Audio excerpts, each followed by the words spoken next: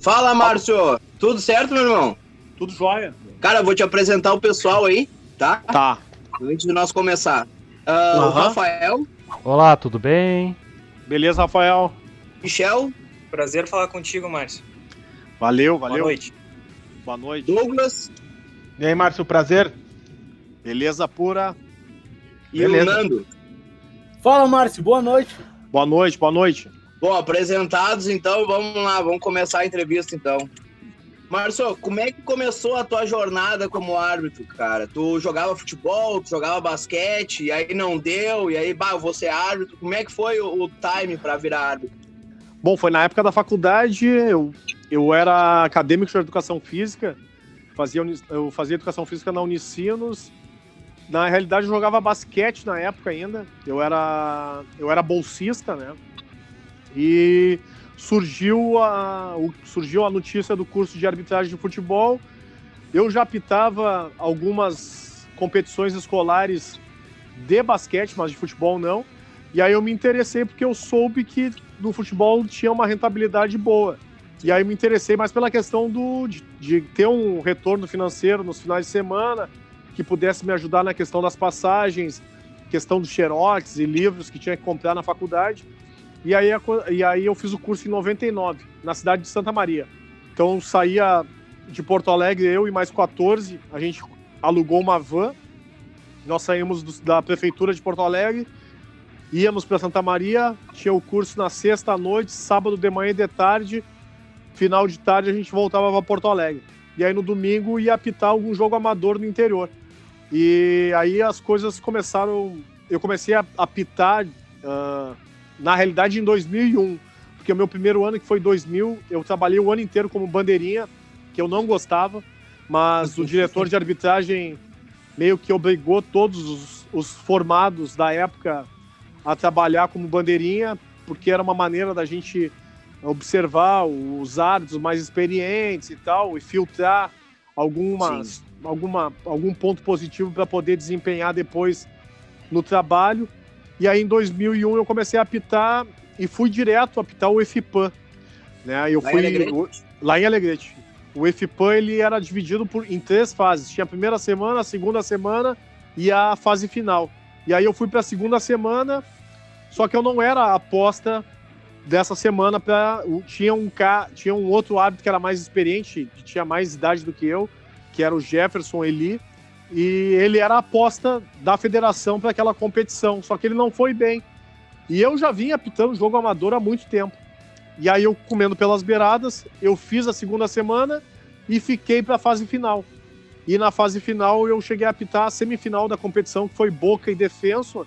E ali quando eu voltei com uma certa moral. Eu imaginei, né, que tinha moral.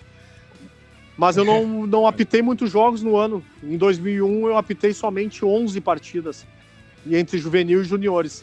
E aí em 2002, que eu imaginei que eu fosse decolar, eu apitei menos partidas, eu apitei 10 partidas. Só que eu apitava muito jogo amador. Sim. Então eu não estava escalado na federação, eu apitava jogo amador.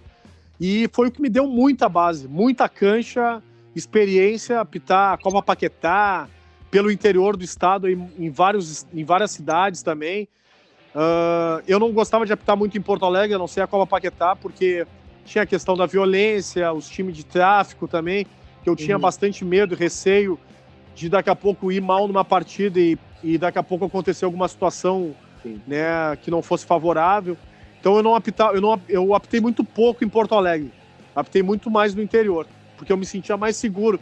No interior, o máximo que ia acontecer era um empurrão ou algum soco, mas eu não cheguei a apanhar também, eu tive sorte, né? Tomei pressão de empurrão, pisada no pé e tal, mas de ter que ir pra porrada eu nunca precisei ir. Foi um ponto positivo dessa experiência dentro da arbitragem. E aí, em 2003, eu comecei a apitar um pouco mais de jogos, até que eu apitei um jogo da 3ª divisão no campo do Cruzeiro, Cruzeirinho e Carazinhense, e aí virou o ano.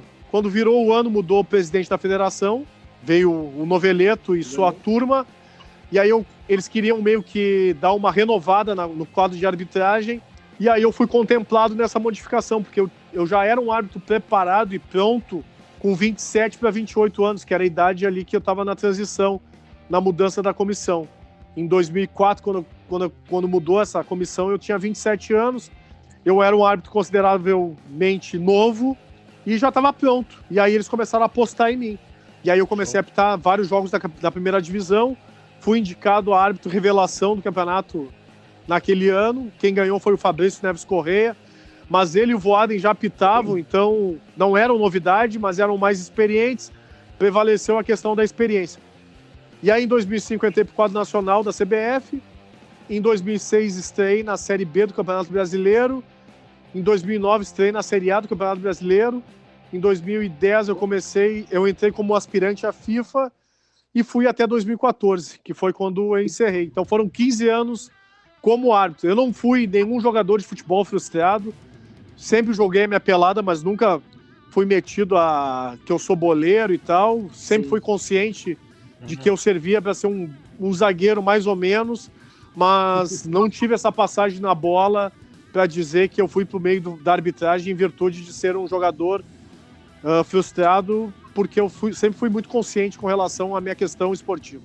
E, ô Márcio, quando tu foi pra Série A, qual foi o primeiro jogo que tu apitou, assim?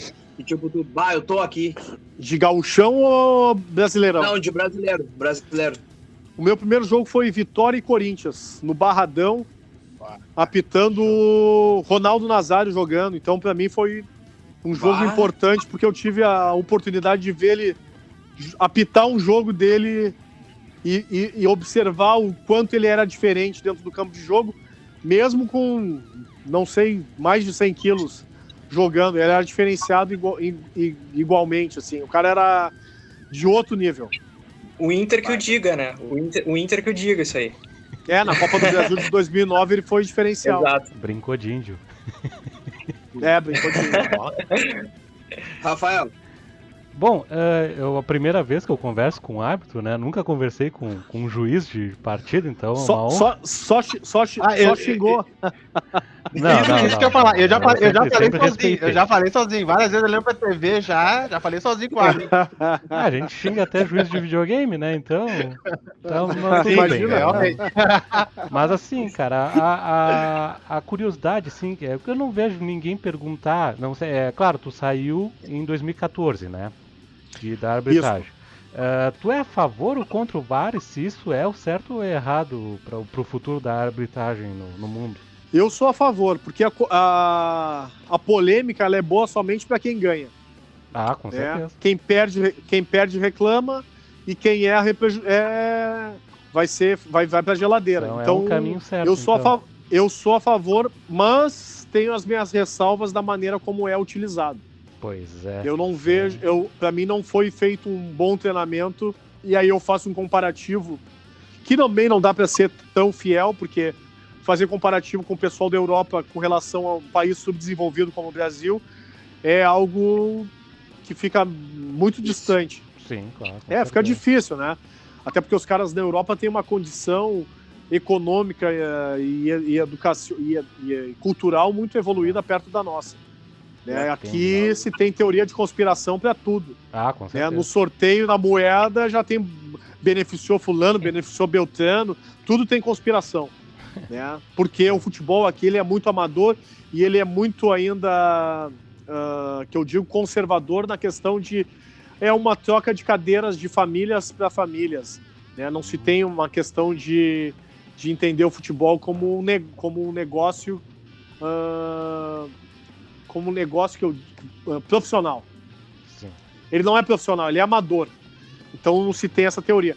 Mas eu sou favorável, eu acredito que o VAR ele veio e vai ficar, só que ele precisa de aperfeiçoamento. E para ter o aperfeiçoamento, no meu entendimento, ele deveria ter uma equipe específica que trabalhasse única e exclusivamente para ser o VAR.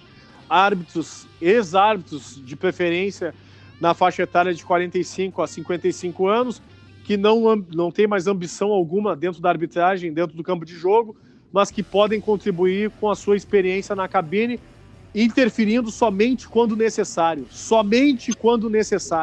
Que não sirva de uma bengala para o árbitro iniciante, que não tem segurança de conduzir uma partida, que fica o tempo inteiro com a mão no ouvido, virando inclusive chacota nas arquibancadas, como aconteceu no Maracanã lá, de um torcedor tradicional que virou um meme aqui, né? Botando a mão e fazendo sinal e dando cartão. Então, no momento que a CBF tiver a clareza e uma equipe que possa, né, fazer somente essa atividade, eu acho que vai ter um desempenho bem melhor do que foi no ano passado. O juiz de trás do gol aqui, ele não tem mais, né? Não, o árbitro adicional ficou extinto, né? Com o uso do VAR, aquela função acabou.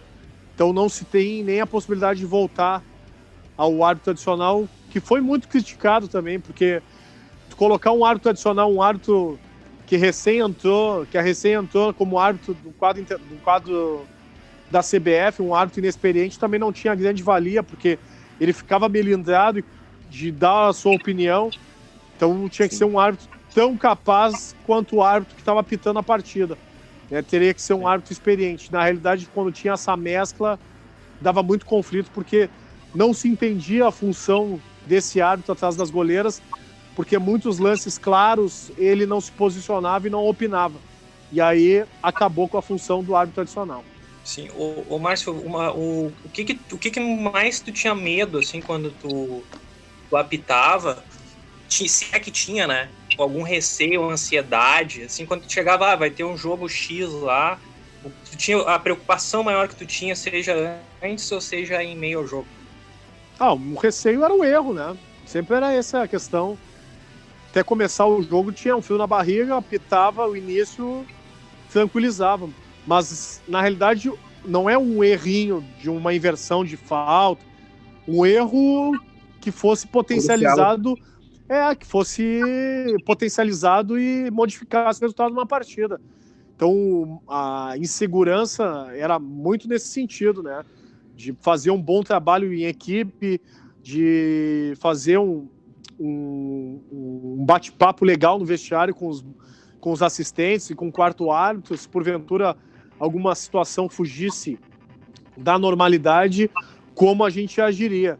Então, o meu receio maior era na questão essa aí, de se porventura tivesse algum erro, que esse erro não fosse o diferencial para modificar o resultado da partida.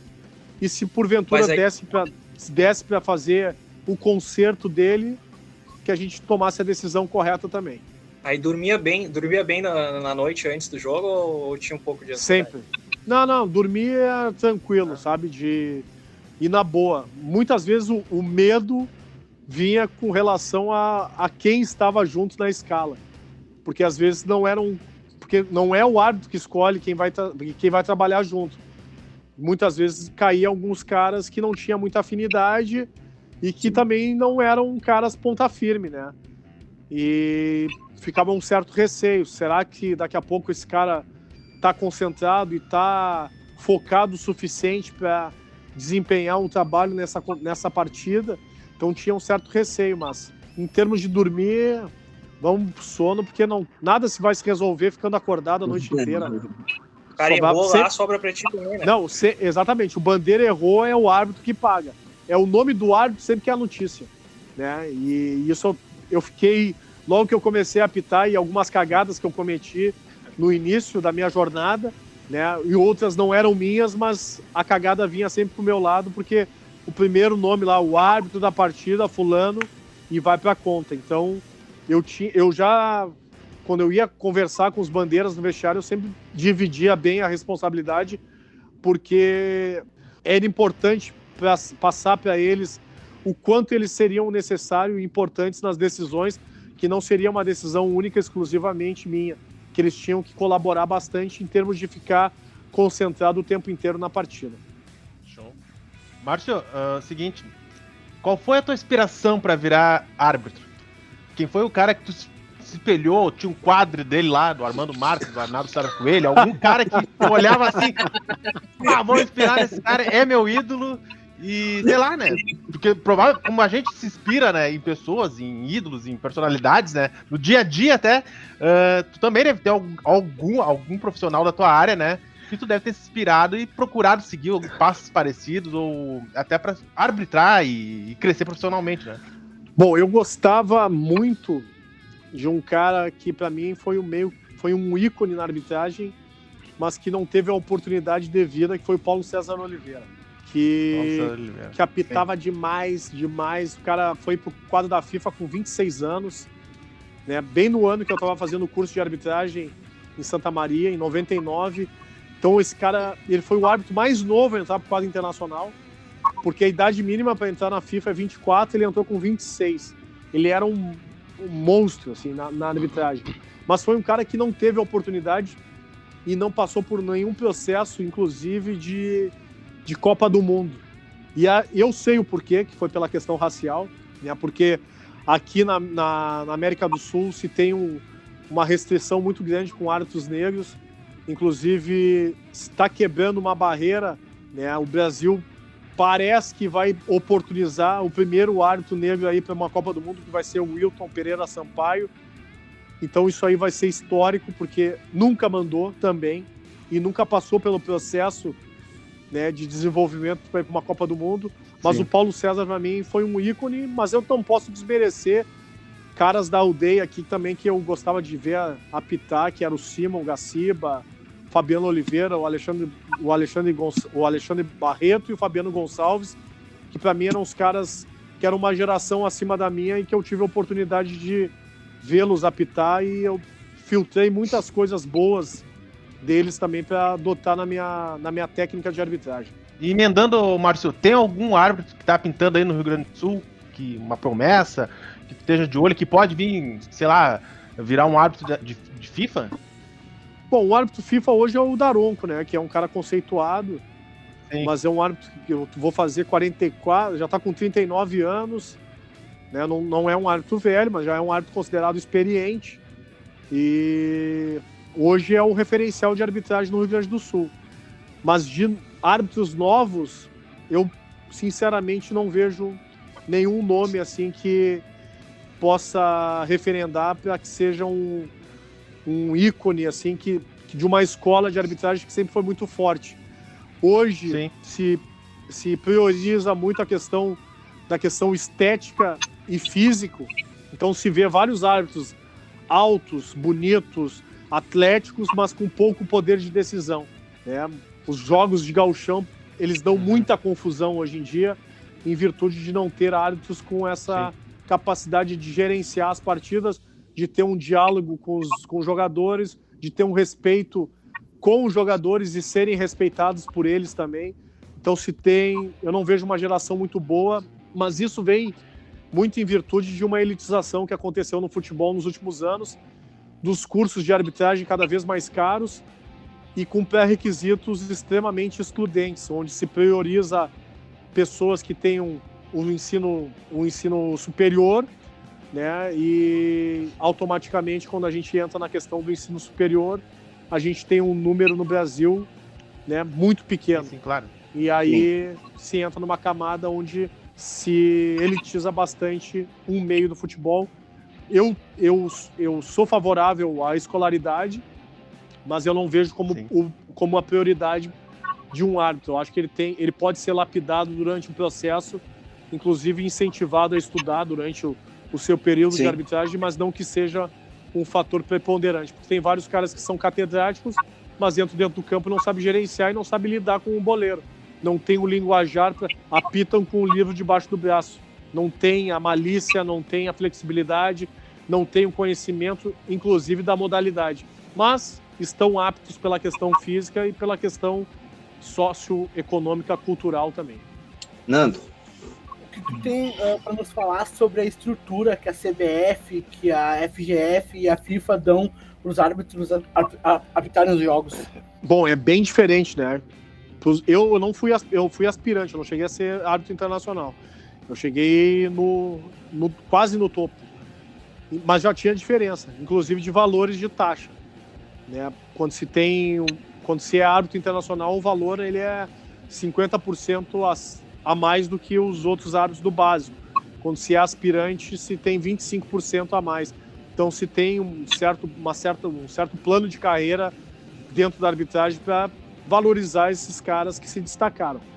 Mas com relação à infraestrutura da FIFA já é completamente diferente, né? Se tem, inclusive, um material muito melhor, que é da Adidas. E no Brasil, para quem é árbitro do quadro nacional, né, na questão da CBF, também se tem uma questão diferente com relação a apoio. Agora, nesse período de pandemia, os árbitros que são do quadro nacional estão ganhando um apoio da CBF e os do quadro regional não estão ganhando absolutamente nada. São 4 meses que os caras não têm rentabilidade alguma. Então, tem uma diferenciação com relação às entidades na questão financeira e na questão de infraestrutura também. É bem diferente. O bom seria se todos tivessem a oportunidade de serem árbitros internacionais, mas, infelizmente, não é assim que funciona, né? No Brasil só tem 10 vagas para árbitro internacional, 10 vagas para bandeiras, então é um quadro bem restrito, são 20 pessoas que gozam desse privilégio. O restante tem que ficar esperando que essas pessoas saiam do quadro ou que aconteça alguma questão política de derrubar para colocar alguém. E os árbitros que são do quadro regional ou amador, esses não têm privilégio algum. Então é uma briga constante para chegar nesse quadro internacional para ter esse privilégio. Beleza. Ô, Márcio, olha só, vamos falar um pouco da questão racial, né, cara, que é bem importante, na verdade, para, né, conscientizar todo mundo. Márcio, como é que tu te sentia, por exemplo, tu era o único juiz, árbitro negro que tinha na federação ou tinha mais algum contigo, cara? Bom, quando eu entrei na federação em 99 para 2000, tinha o Fabiano Gonçalves, o Alexandre Barreto, o Paulo Marculino, o Ronaldo Santos Silva, o Paulo Ricardo e deu. E depois eram pouquíssimos. E dá depois pra contar nos dedos. Dava para contar nos dedos. Sempre foi um número muito restrito de árbitros negros, em virtude também dessa questão financeira, por isso são caros. Né? E aí, em determinado momento, né, muitos deles foram ficando no meio do caminho por questão de idade e por desgosto também, mas chegou um determinado momento que ficou somente eu como árbitro negro da Federação Gaúcha de Futebol e como árbitro negro da CBF, representando a Federação Gaúcha também. De 2011 a 2014, eu era o único árbitro negro que atuava nas competições regionais e nacionais. E isso não era discutido, debatido dentro da federação, mas eu via que tinha uma certa restrição de oportunizar com que outros tivessem essa ascensão dentro da carreira, né? Por uma estrutura dentro do futebol que ela, no meu entendimento, ela é extremamente racista e ela não trabalha essa questão da equidade para dar oportunidade para que negros consigam se destacar dentro do futebol. E, ô Márcio, só para aproveitar o gancho, obviamente não foi só lá em Bento que teve esse episódio triste, né, cara? Teve outra cidade, outro jogo que te marcou, assim, que tu viu que, os caras são... É brabo apitar aqui, alguma coisa assim? Vários lugares. Bento foi o estopim, sabe? Foi a gota d'água. Eu já tinha passado... Quando eu comecei a apitar no IFIPAM em 2001, eu passei por um episódio quando eu fui apitar a semifinal entre Boca e Defensor. Quando eu entrei no campo para apitar a semifinal, o time do Boca saiu do campo. E aí eles foram no organizador dizer que não queriam e não aceitariam um árbitro negro apitando a semifinal. Eles queriam trocar o árbitro. Para! E aí o Toninho, que é o organizador da competição, foi até o coordenador da arbitragem, que era o Carlos Cruz, e pediu para ele trocar. E o Cruz disse, não vou trocar. Porque se eu tirar o Márcio de dentro do campo agora, toda a arbitragem vai embora e não vai ter arbitragem nem para a semifinal e nem para a final, que vai ser daqui 2 dias. E aí ele tentou negociar, e aí ele ia da arquibancada pro vestiário do Boca até que ele convenceu os caras a jogarem. E o Boca ganhou, o Boca foi campeão, inclusive ganhou do Grêmio na final 1-0. Era a categoria 87, que tinha o Carlos Eduardo, Lucas Leiva e companhia. Mas eram meninos, né? Tinham 13 e 14 anos. E aí foi o primeiro episódio assim que eu senti na pele e fiquei com uma raiva daqueles argentinos. Eu já não gostava muito deles, eu fiquei com mais raiva. Também não gosto. E aí em 2004, quando eu comecei a apitar o Campeonato Gaúcho, aconteceu com a comissão de arbitragem. Porque a súmula naquela época ela era redigida. E aí eu sempre tive uma letra desenhada, assim, uma letra bonita, porque a minha mãe, professora de português, sempre cobrou de mim e dos meus irmãos que a gente escrevesse direito. Né? Então não tinha caderno de caligrafia quando era menor e tal, então eu relativamente tenho uma letra bacana. E aí eles tinham dúvida que era eu que escrevia a minha súmula. E aí me chamaram numa reunião, né, na casa de um membro da comissão, ele me deu um papel e caneta, pediu para eu ir anotando, e em determinado momento ele pegou o papel da mesa e começou a olhar, e fez uma exclamação assim, porra, essa letra realmente é tua, a gente estava em dúvida se era tu que preenchia a súmula ou se tinha alguém que te ajudasse. Aí eu falei para ele assim, por que tu pensou isso? Se eu te entrego a minha documentação semestralmente de que eu sou graduado em Educação Física, de que eu tenho pós-graduação, de que eu sou funcionário público e tal. Não, tu entendeu errado, é porque é uma letra muito bonita e tal, e a gente achou que de repente alguém te ajudasse. Então, eu sei que aquilo ali era uma questão de desconfiança de que se eu teria capacidade ou não de escrever uma súmula. E aí eu passei por outras 3 situações de racismo dentro do futebol. Uma foi no campo de jogo, né? Em Caxias do Sul, em 2005. Caxias e Encantado, mas foi com o técnico do Encantado, o irmão do Casimiro Mior, Danilo Mior, que me chamou de negro, coitado, ladrão, por eu ter marcado um tiro de meta. Ele queria um escanteio, ele estava tomando 4-0 e ficou bravo porque eu ter marcado um tiro de meta, ele queria escanteio. Saiu, expulso, continuou me xingando com um policiamento em volta dele, morto de fome, negro favelado, se não fosse apitar, tu ia estar morrendo de fome, que isso é o máximo que tu pode fazer na tua vida. Então, e o policiamento em volta dele sem fazer absolutamente nada.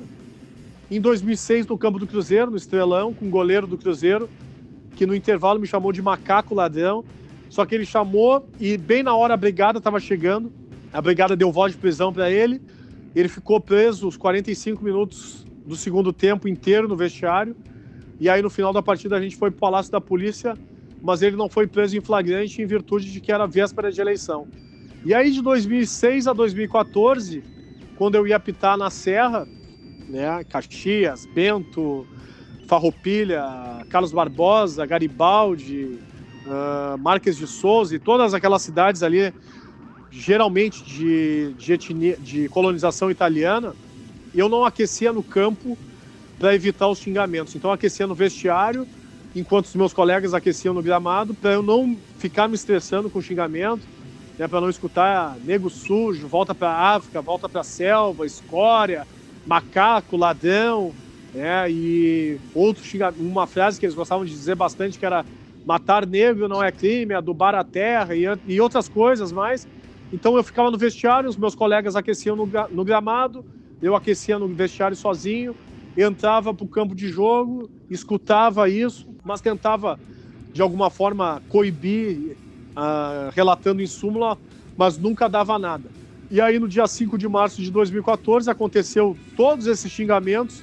Eu escutei antes de começar a partida, no final do primeiro tempo, na volta para o segundo tempo e no final do jogo.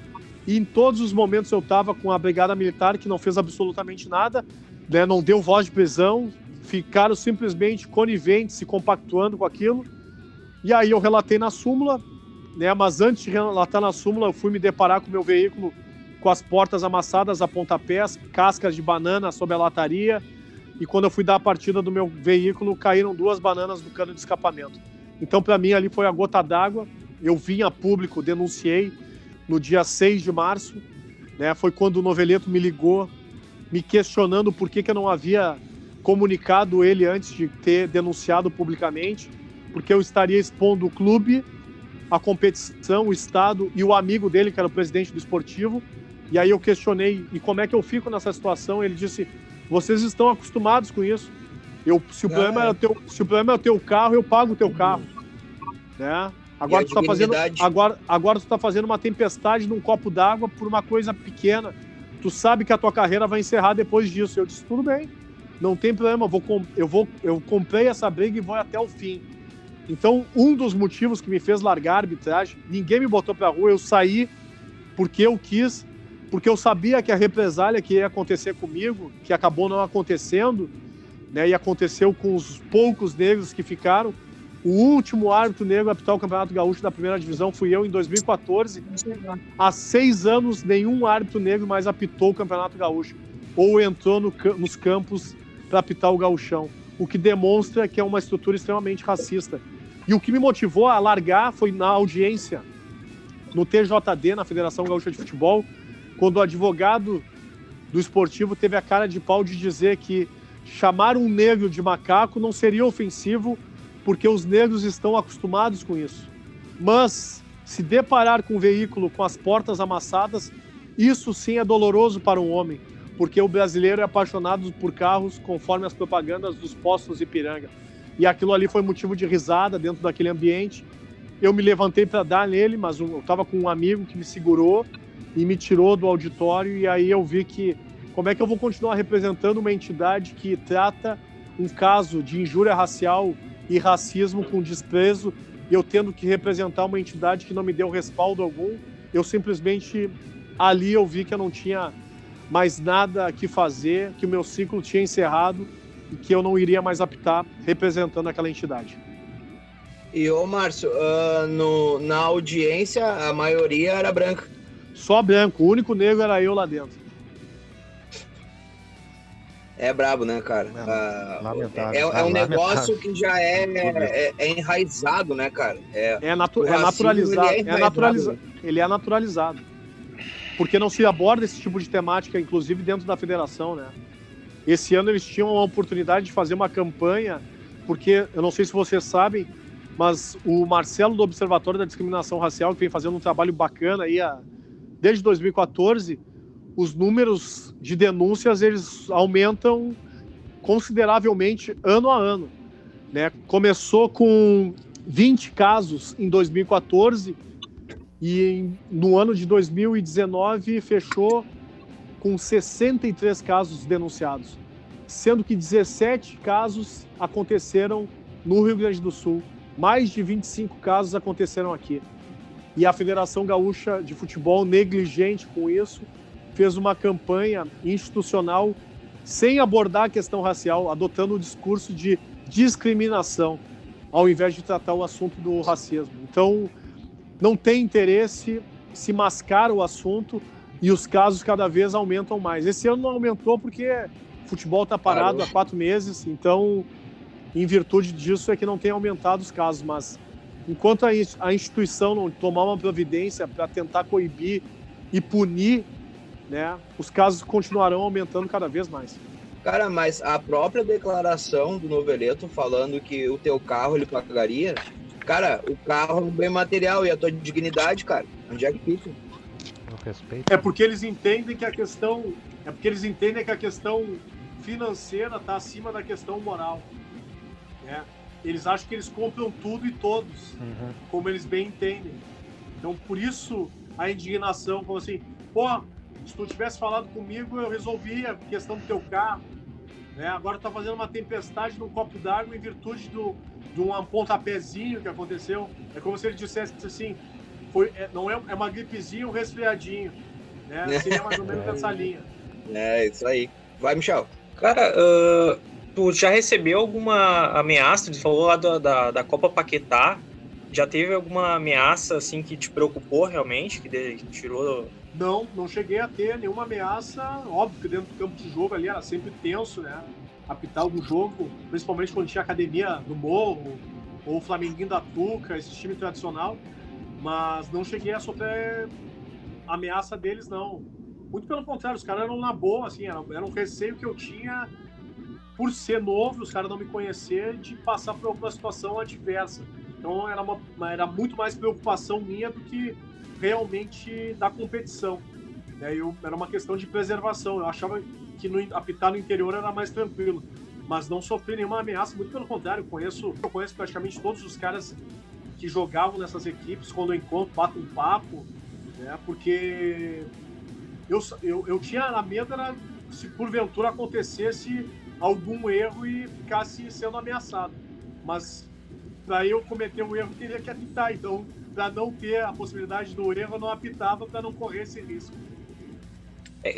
Uma das perguntas, até tu já meio que respondeu, deixei marcado aqui uma pergunta para te fazer, da questão da raiva. Se tu chegou a ficar com alguma raiva de algum jogador, assim, que tu... Claro, na hora deve ter tido, em parte tu já respondeu agora com a questão do racismo, né? Mas aí, independente do racismo, em outra situação de jogo, se é que teve um momento que tu ficou com uma raiva mesmo de um jogador, de um torcedor, e aquilo acabou permanecendo depois. Não, de jogador não, porque eu sempre tive uma relação muito boa com os caras, sabe? E mesmo esse goleiro que foi infeliz, tipo assim, eu soube relevar a situação, porque ele depois teve a hombridade de me pedir desculpas e tal, reconheceu o erro, acho que reconheceu o erro, algo que não aconteceu em Bento Gonçalves, sabe? Porque os caras ainda alegaram e fizeram uma queixa-crime contra mim um dia depois, dizendo que eu estava mentindo para tentar me promover, como se eu tivesse a necessidade de querer me promover através de uma situação de violência e de crime.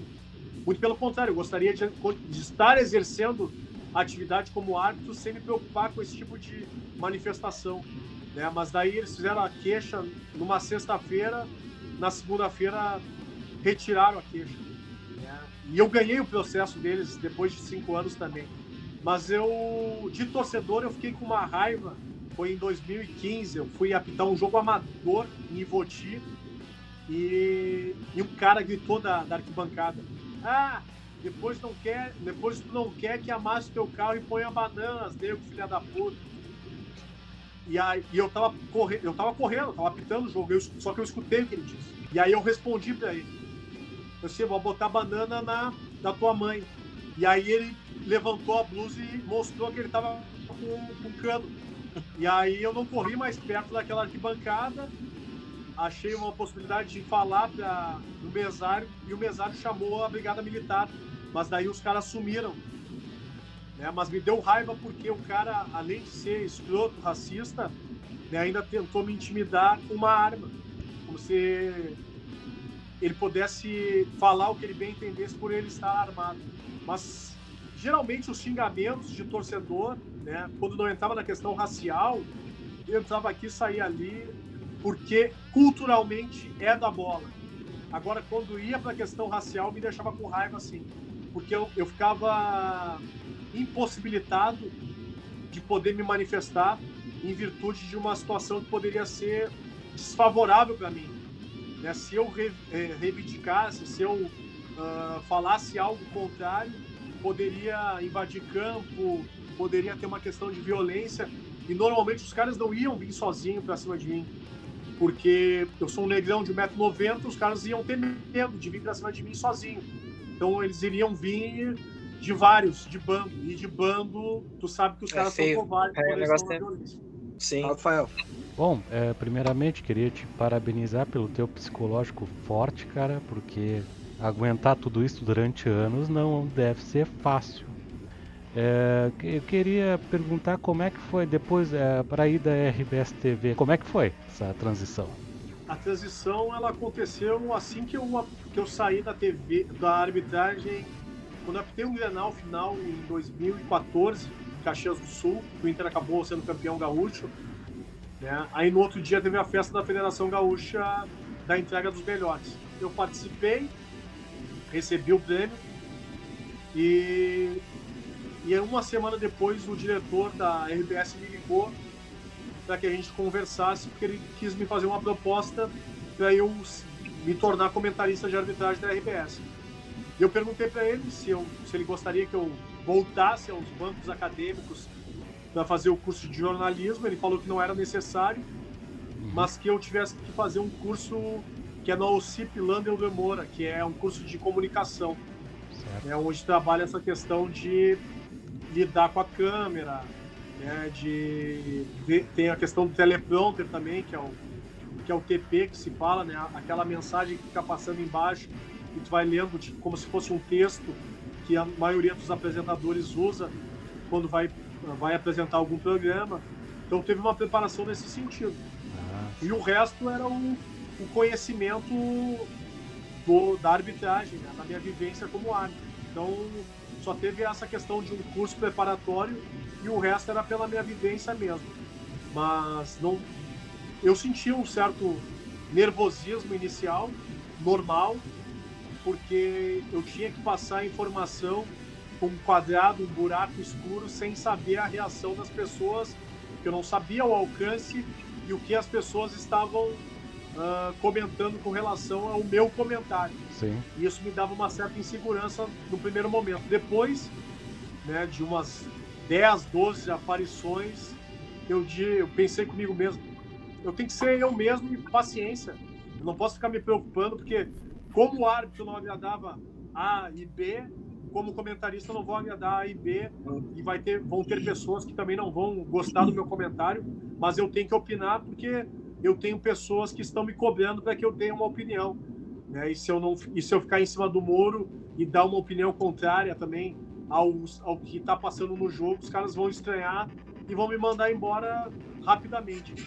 Então, teve uma questão de transição, mas eu acredito que eu me adaptei o mais rápido possível. Show. Nando.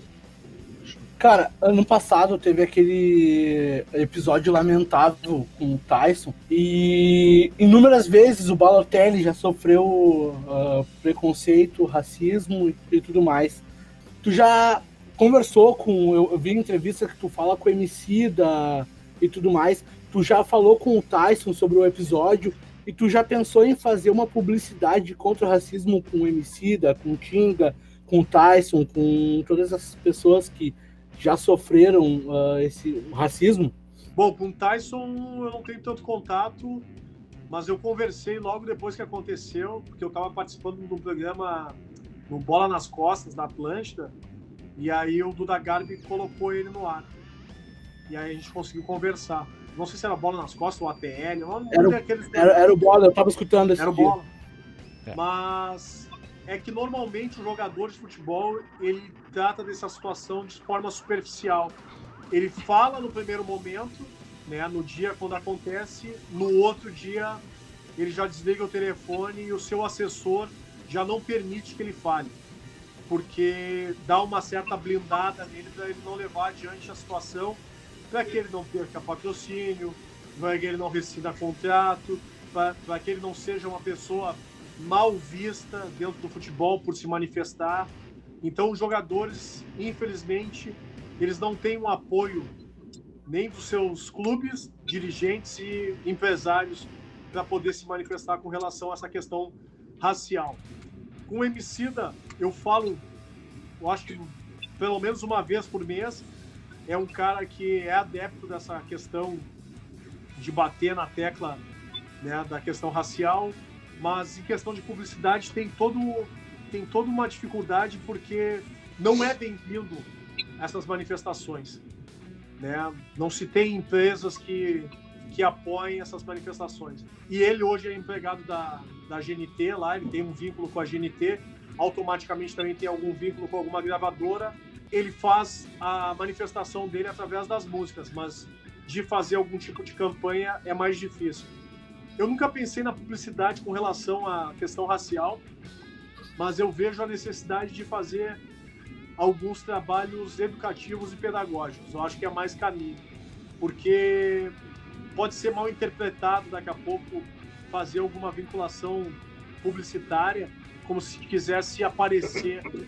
Então, o meu intuito não é de forma alguma aparecer, muito pelo contrário, é de problematizar a situação e trazer a reflexão para um debate, de tentar entender o porquê que essa mazela histórica se perpetua no nosso país desde o pós-abolição, né, que são 132 anos onde a questão da negritude ainda vive numa situação extremamente desfavorável no nosso país, e não é como algumas, né, dondocas elitistas, inclusive ontem se manifestaram, né, como se as pessoas gostassem de viver.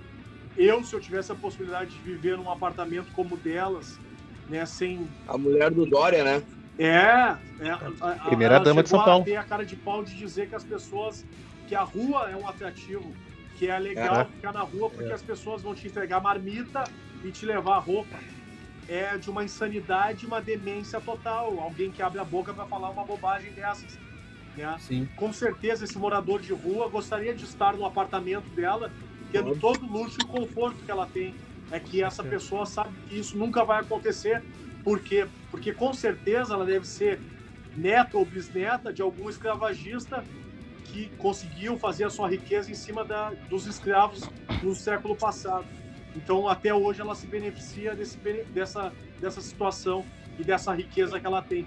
Nunca deve ter lavado uma louça, nunca deve ter ido a um banco pagar uma conta, a não ser receber os benefícios do próprio marido.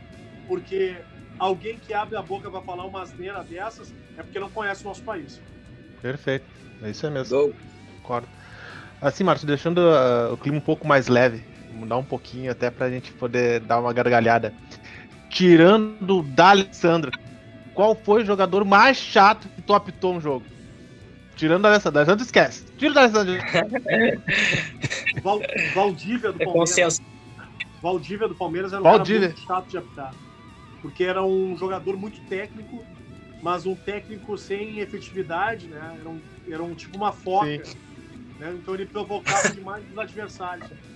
E isso era algo que dava muita dor de cabeça, não só pro árbitro, mas pro adversário, que ficava irritado com o tipo de postura que ele adotava, e normalmente os caras vinham para dar um pontapé nele. E aí, mesmo eu sabendo que ele estava merecendo levar uma entrada, eu tinha que proteger ele de alguma forma, porque às vezes os caras se excediam. Mas para mim era o jogador mais complicado que tinha.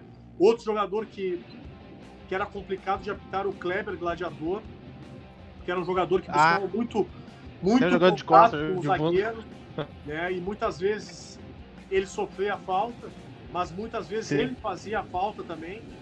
Então era um jogador que tinha que estar muito atento, assim, porque era um jogador de combate, de embate o tempo inteiro. Né? E eu tinha um certo receio de apitar as partidas dele em virtude disso. Outro cara que incomodava muito era o Sheik.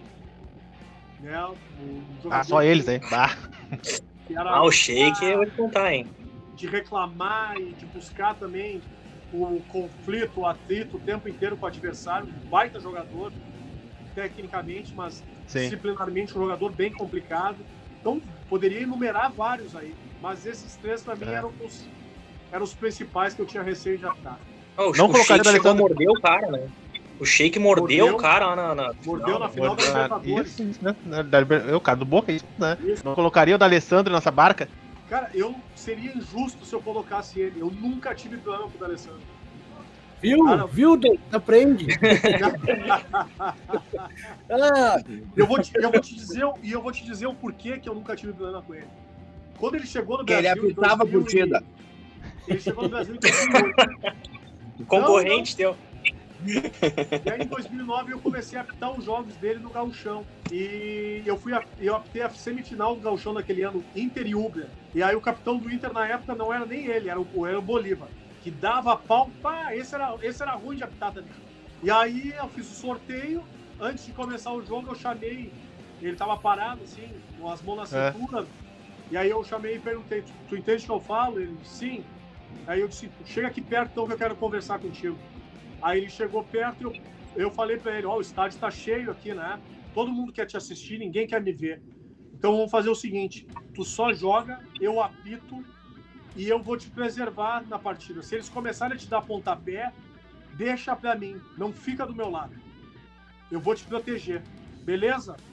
Beleza. E foi um jogo tranquilo, o Inter ganhou 4-0, mas de 15 em 15 minutos eu passava por ele e perguntava, como é que tá? Tá tudo certo? Ele, tá tudo bem. Tá tudo bem. E aí eu consegui fazer com que ele me respeitasse, porque eu respeitei ele também. Porque esses caras que são badalados, que são ícones nos seus times, tem a questão do ego também. E o árbitro que não conseguia entender e trazer de uma forma favorável para o seu trabalho, ele vai se dar mal, porque esses caras têm um poder muito grande, inclusive na hora de uma entrevista. Né? Se eles não tiverem a empatia com a pessoa, eles acabam com o árbitro, com o adversário, com a pessoa, porque eles têm um poder. E a mídia, normalmente, ela não dá o espaço para o árbitro falar. Então, eu consegui construir essa relação de amizade com ele. E durante os 5 anos que eu apitei com a presença dele, eu não tive nenhum problema. Dei vários cartões amarelos para ele.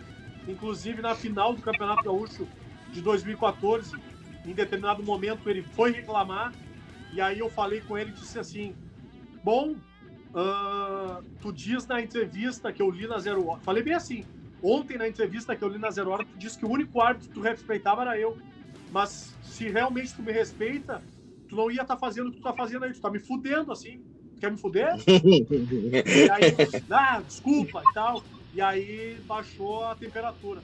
Mas, Show, legal. Mas era nessas, tipo assim, era um diálogo franco, aberto, sem ofensa, papo Sim. de campo, de boleiragem mesmo. Porque ali dentro ninguém pede licença, por Claro. favor. Né? Ué, Às entre vezes, nós aqui, a às gente vai jogar vezes futebol aqui, a gente quase se mata. É isso aí. E lá dentro do campo tem que ter um vocabulário forte com eles também, até pra essa questão do respeito. Mas foi um cara que eu não tenho nada pra falar. Show de bola. Bola. Márcio, para não te cansar muito, cara, cada um vai te fazer mais uma pergunta aí, então, meu. Eu queria voltar nesse tema aí, cara. Tu pretende ser vereador agora, alguma coisa ou não? Eu vou concorrer como eu tô pré-candidato como vice-prefeito de Porto Alegre pelo PSOL, com a Fernanda Melchiona. Pretendo ocupar essa vaga assim na prefeitura. E, ô Márcio, eu queria te perguntar uma coisa, cara. Como é que a gente pode fazer, cara, para além de educação e conscientização, para tirar esse negócio do racismo de dentro de cada um? Que eu digo de cada racista, né, cara? Tu acha que essa geração que tá vindo aí, ela vai ser melhor?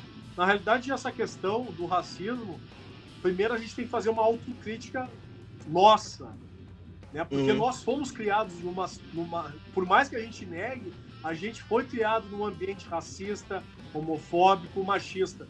Então, quando a gente começa a entender assim, puta, meu, aquela piada que eu falei pro meu camarada negão aquela vez foi foda, eu não posso mais fazer, né?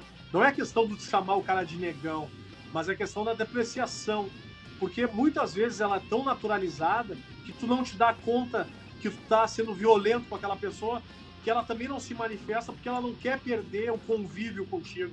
E tu entende que daqui a pouco, pô, mas o negão nunca falou nada, ele sempre levou na boa. Quem te disse que ele levou na boa, que o cara não se ofendeu? Sabe? Então, essa desconstrução ela tem que ser, primeiro, feita internamente. Quando eu entender que eu fui educado de uma maneira racista, homofóbica, machista, e começar a fazer essa desconstrução diária, é o primeiro passo. Porque não precisa ter negro no ambiente para que tu coíba pessoas de fazerem piadas racistas. Então daqui a pouco tu tá num churrasco lá dos camaradas, os caras começam a fazer piada de negão, tu tá por quê? Só um pouquinho, não. Tá errado isso aí. Porque se a gente posta nas redes sociais que as vidas negras importam, que a gente está preocupado e tal, a gente tem que começar a fazer esse tipo de vigia, inclusive com os nossos amigos, com os nossos parentes, com os nossos familiares, porque são nesses momentos que acontecem essas manifestações e muitas vezes a gente naturaliza porque acha que é uma bobagem, não vai causar efeito algum. Mas se a gente começa a se posicionar e começa a coibir, tu já está fazendo a tua parte. Isso é a luta antirracista.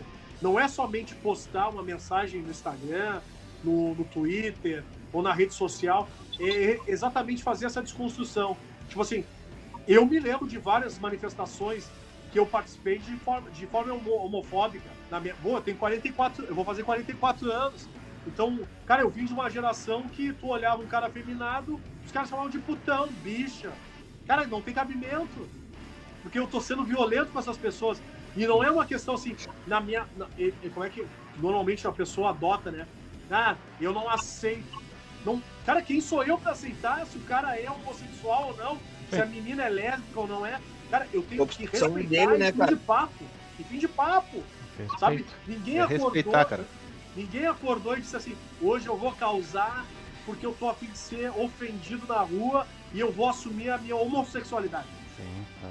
Então são essas questões que a gente tem que fazer. Primeiro é a autocrítica e essa desconstrução. E aí depois a gente tem moral para começar a cobrar. Porque daqui a pouco tu vai falar uma situação assim, ô fulano, pô, não cabe mais. Ele vai dizer, mas tu fazia também. Aí tu pode dizer, eu fazia e não faço mais. Sim, claro. Não faço mais, porque eu sei que tá errado.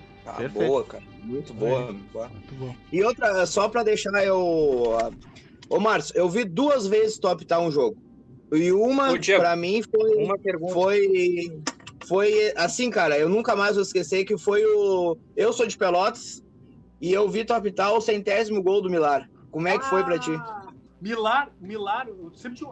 Milar era um amigão, cara, era meu amigão. E naquele dia do 100º gol dele, porque o vestiário da arbitragem era bem na divisa com o vestiário do Brasil. Uhum.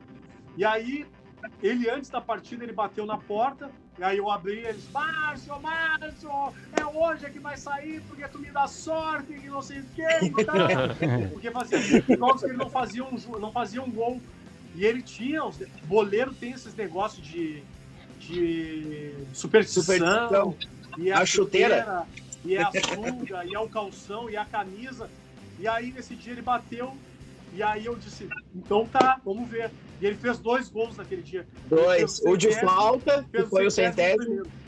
Era contra o São José, né? Aí foi a vez de eu batendo. Eu bati no vestiário e disse, tá, então hoje tu vai me dar tua camisa. E aí ele disse, mas essa camisa eu vou dar pro fulano, Beltrano e tal, não sei o quê. Passou, cara. Passou. E aí deu a virada do ano, aquilo foi em 2008. Deu a virada do ano, deu a tragédia e ele veio a falecer. Mas eu sempre tive essa relação. Ele era um cara sensacional. É verdade. Humilde, né? Humilde, né? Ele, todos os jogos que eu apitar no Brasil, ele batia no vestiário e entrava no vestiário, a gente conversava, falava sobre um monte de coisa, não só de futebol, de situação que estava acontecendo. Era um cara acima da média, assim, tanto que ele exercia uma liderança no Brasil de Pelotas, que depois eu fiquei sabendo que ele era o cara que peitava a direção quando os salários estavam atrasados, que ele abria a mão do salário dele para pagar os caras que tinham salário menor, como os roupeiros, os porteiros. Então, é um cara que assim, deixou saudade porque não era somente um jogador, era um cidadão. Cara, E faz falta. Tá louco. Além de ser uma pessoa excepcional, era um atleta, assim, cara, diferenciado. Ele era diferenciado. E a outra, cara, foi contra o Novo Hamburgo, que o Brasil se classificou para... Exatamente. Ô, Márcio, quando o Pitol foi para a área, que o Pitol jogava no Novo Hamburgo ainda, e aí deu aquele escanteio que sobrou a bola pro Alex Amado, jogaram uma bola para dentro do campo. Foi tu? Cara, eu jurei que tu ia parar o jogo. Eu pensei, foi tu, Diego? Foi tu, Diego? Seria uma puta sacanagem se eu fizesse aquilo, porque a bola não interferiu em nada, não modificou a trajetória, eu só vi quando a bola entrou, eu catei a bola e saí correndo pra ela. E aí, uma loucura, que doideira! Muito bom, cara, muito bom. Vai lá, Michel. O baixinho era uma flecha, né? O Amado. O Amado era. Tá louco. Saudade. Meu primeiro clássico no interior foi no Brasil de Pelotas. Brasil e Farroupilha, em 2004. Os dois na segunda divisão do Campeonato Gaúcho. O Brasil ganhou 3-1, se eu não me engano, ou 3-0. Na Baixada ou no Nicolau Fico? Não, foi no Bento Freitas. Tinha Silveira, era um game que jogava demais. O Milar, o Silvano. Me lembro do time do Brasil inteiro. Era o Michel, o Júlio, Rude, Aládio, o Evaldo. O Aládio? O zagueirão. Careca, Bochecha, era Bochecha, pode ser? Bochecha, isso, Bochecha. Careca, Bochecha, Silveira, o Tora, e aí na frente o Tora, cara! O Milar o Milar e o Silvano. Tá louco. Eu já tô começando a descobrir qual é o teu time fora da capital. Eu ia falar isso agora, quem que é? Não, eu ia deixar como pergunta, né? Onde é que tu é, Márcio? Eu gostava do Brasil. Gosto do Brasil. Pra mim, quando eu ia apitar na Baixada, pra mim era um tesão, assim, de escutar aquela charanga a tarde inteira ou a noite inteira e aquela galera, assim, entusiasmada. Puta, é uma outra sensação. Ô, Márcio, assim, ó, quero te agradecer primeiro, porque foi uma baita entrevista, uma baita resenha aqui. Muito legal mesmo. Pô, poder entrevistar um cara tão profissional que nem você, né? E um cara tão conhecido no estado, no Rio Grande do Sul, no meio do futebol. Pô, pra gente aqui é uma honra, né? Eu tô falando por todos nós, acredito eu, né? Sim. E a minha última pergunta é a seguinte, cara. Assim, ó. Qual foi o jogo que o Márcio melhor fez? Não tenha feito em todos os jogos, dado o máximo de você, né? Mas qual foi aquele jogo que tu falou assim, hoje eu botei esse jogo embaixo dos braços? Correu tudo certo, perfeito. Até jogadores, ou o presidente, ou o diretor chegou e a gente falou, hoje ninguém vai poder falar nada de ti nos comentários. Bom, eu tenho 2 jogos que eu guardo com muito... Na realidade são 3. O primeiro foi um Inter de Santa Maria e Pelotas em 2007, na decisão da 2ª divisão, que o Pelotas acabou perdendo a vaga lá na última rodada contra o Inter de Santa Maria, que para mim era um divisor de águas, porque eu vinha como sendo uma promessa e eu precisava de um jogo para eu me tornar uma afirmação. E foi um jogo que me exigiu muito. Em 12 minutos de jogo eu já tinha dado 5 cartões amarelos, porque os caras eram uma guerra, um campo ruim, e a bola ela não rolava, ela picava o tempo inteiro, porque era uma mistura de terrão com um gramado completamente horrível. E ali foi a primeira partida que para mim foi um diferencial, assim, que eu passei batido. E não teve nenhuma ressalva. A segunda partida foi um Corinthians e Flamengo no Pacaembu, em 2011, que para mim foi um jogão também. E aí eu tenho guardado na memória porque com 10 minutos de jogo eu tive um estiramento na minha posterior e aí falei no microfone pro Altemir Hausmann, que era o bandeira, e falei, cara, fudeu, me machuquei. E aí ele diz assim, vai até o fim, que tu não sabe quando é que tu vai ter a chance de apitar esse jogo de novo. Aguenta no osso. Vai até o fim. Arranja alguma maneira de te deslocar no campo que não te doa tanto, mas vai até o fim. E foi o que eu fiz. Inclusive foi a última partida que eu apitei oficialmente em 2011 e depois dali a minha lesão ela aumentou um monte e encerrou meu ano. Mas aguentei no osso, para mim eu tenho com carinho, porque eu tive a oportunidade de apitar o maior clássico do país, o clássico das multidões, sim. Só com fera dentro do campo. O time do Flamengo tinha Ronaldinho Gaúcho, Thiago Neves, Renato Abreu, o goleiro era o Felipe, no Corinthians tinha Ralf, Paulinho, Elias, Alex, Danilo, Liedson. Porra, jogão. Uma seleção, né? No Pacaembu lotado.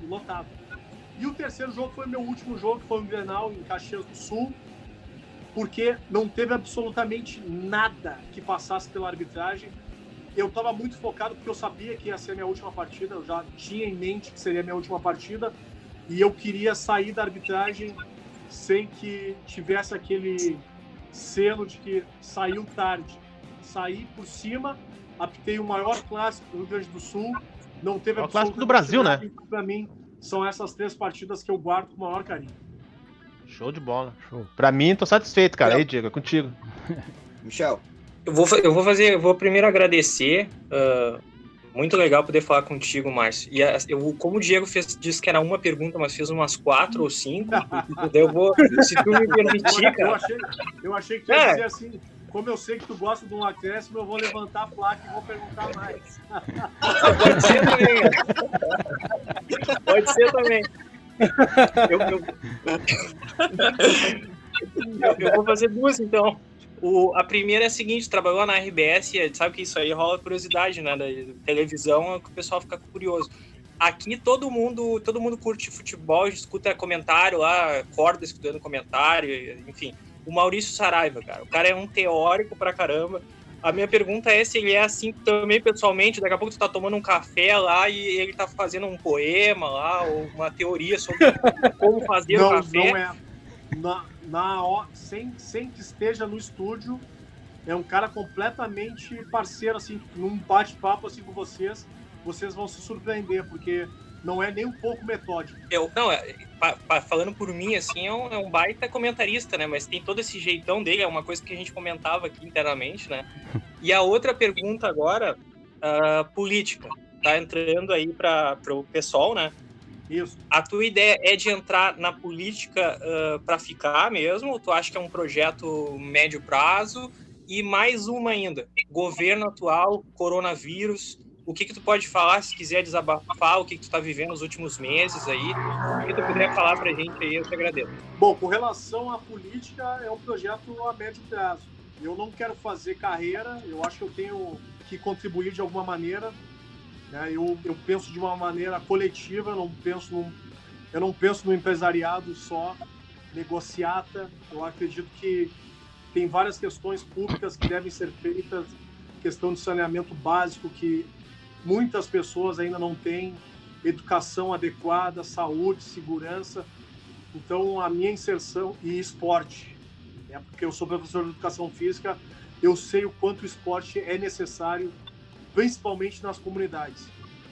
Então, a minha inserção é exatamente nesse sentido. Não sei se eu vou dar continuidade por um longo tempo, mas a minha ideia é pelo menos ter uma vivência aí nos seus próximos 4, 6 anos dentro desse ambiente da política. Com relação ao governo atual, eu não sei se é governo ou desgoverno. Eu vejo uma pessoa extremamente perdida, que adotou um discurso que convenceu muitas pessoas, tanto que ele ganhou a eleição com quase 60% dos votos da população brasileira, mas se viu que é mais do mesmo. É um cara que demonstra a cada entrevista o despreparo, não tem filtro algum, fala o que pensa, não tem, parece, uma assessoria.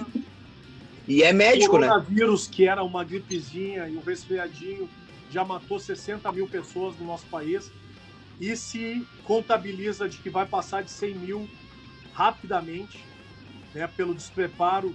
Eu não vejo ele se manifestar nunca com relação às famílias em uma maneira de solidariedade.